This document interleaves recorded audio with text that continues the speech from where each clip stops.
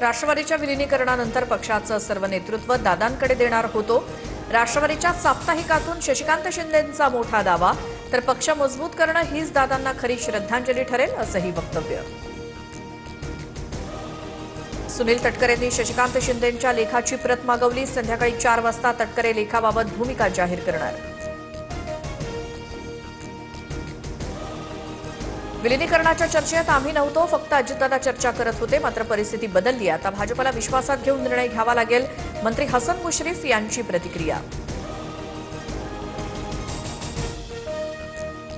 रोहित पवारांनी आरोप केलेली फाईल प्रफुल्ल पटेलांकडूनच आलेली होती. प्रफुल्ल पटेलांचा रात्री 8:30च्या सुमारास अजित पवारांना फोन. शेतकऱ्यांसंबंधित काम होतं. झेडपी निवडणुकीवरती बोलणं झालं. प्रफुल्ल पटेल यांची माहिती. अहमदाबाद विमान अपघाताच्या बातमीनं दादांच्या अपघाताबाबत संशय आणखी बळावला. पायलटवरती कुणाचा दबाव होता का? सखोल चौकशी व्हावी, रोहित पवार यांची मागणी. उपमुख्यमंत्री सुनेत्रा पवारांची झडपीतल्या विजयी सदस्यांसोबत बैठक. बैठकीत सुनेत्रा पवार भाऊक. तुमच्या पाठीशी कुणी नाही असं समजू नका, मी भक्कमपणे तुमच्या पाठीशी, सुनेत्रा पवारांचं भावनिक आवाहन. मंत्रालयामध्ये लाच घेणाऱ्या क्लर्कला 16 तारखेपर्यंत पोलीस कोठडी. जिरवाड्यांच्या अन्न आणि औषध प्रशासनाच्या विभागात एसीबीनं क्लर्क राजू ढेंगरेला रंगेहात पकडलं होतं. या प्रकरणी आणखी अटक होणार असल्याची माहिती. माझ्याकडे जिरवाड्यांचे अनेक किस्से, एसीबीनं सूत्रधारांपर्यंत पोहोचलं पाहिजे, संजय राऊतांचं विधान. तर चौकशीत माझं नाव आल्यास राजीनामा देईन, मंत्री जिरवाळ यांचं प्रत्युत्तर. परभणीत ठाकरेंच्या शिवसेनेचा खरा चेहरा समोर आला. परभणीत मुस्लिम महापौर पदावरनं एकनाथ शिंदेंची ठाकरेंच्या सेनेवर टीका. परभणीत भाजपचे 12 मुस्लिम नगरसेवक. शिंदेंनी बोलण्याआधी जरा अभ्यास करावा, तुमच्यासारख्या गद्दारांपेक्षा निष्ठावंत बरेच. शिंदेंच्या टीकेवरनं संजय राऊतांचा पलटवार.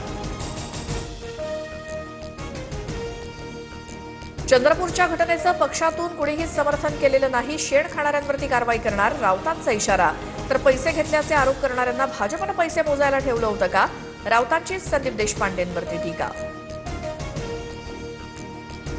ठाकरेंची शिवसेना काहीच कारवाई करणार नाही, भाजपसोबत डील होणार हे राऊतांना माहीत होतं, संदीप देशपांडेंचा दावा. तर सुपर उद्धव ठाकरेंनी चंद्रपुरात सगळं घडवून आणल्याचंही विधान.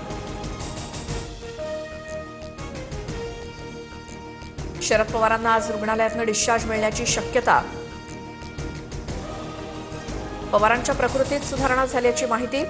खोकला आणि श्वसनाच्या त्रासामुळे पवारांवरती सुरू आहेत उपचार.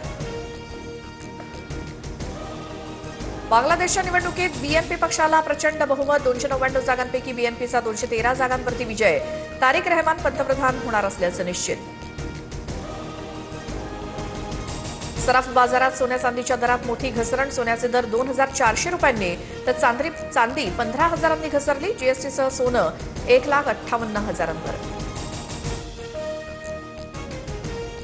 केंद्रीय पथकाकडून धाराशिवमध्ये झालेल्या अतिवृष्टीग्रस्त भागात पाहणी. भूम आणि परांडा तालुक्यातील गावांना पथकांच्या भेटी. प्रत्यक्ष पाहणी करत शेतकरी आणि ग्रामस्थांशी साधला संवाद.